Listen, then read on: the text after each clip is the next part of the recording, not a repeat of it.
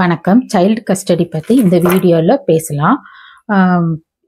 ஜென்ரலாக குழந்தைங்களுக்கு நல்ல நியூட்ரிஷன் ஃபுட் ஃபீட் பண்ணுறதா இருக்கட்டும், நல்ல முறையில் வளர்த்தெடுக்கிறது, அந்த குழந்தைக்கு உடம்பு சரியில்லாத சுச்சுவேஷன்லையும் நல்லா பார்த்துக்கிறது, இது எல்லாமே அந்த குழந்தையோட அம்மாவை பெஸ்ட்டாக பார்த்துக்குவாங்க. இப்போ இந்த குடும்ப வன்முறையில் பாதிக்கப்பட்ட பெண்கள் சைல்டு கஸ்டடி ஆர்டர்ஸ் எப்படி பெறலாம் அப்படிங்கிறத நான் சொல்கிறேன். செக்ஷன் 21 டொமஸ்டிக் வயலன்ஸ் ஆக்டின் கீழே பெட்டிஷன் ஃபைல் பண்ணி கஸ்டடி ஆர்டர்ஸ் பெற முடியும். டொமஸ்டிக் வயலன்ஸ் ஆக்டில் பாதிக்கப்பட்ட பெண் மட்டும்தான் கஸ்டடி ஆர்டர்ஸ்க்கு பெட்டிஷன் ஃபைல் பண்ண முடியும். இந்த பெண்ணோட சார்பில் மற்றவங்களும் ஃபைல் பண்ணலாம்.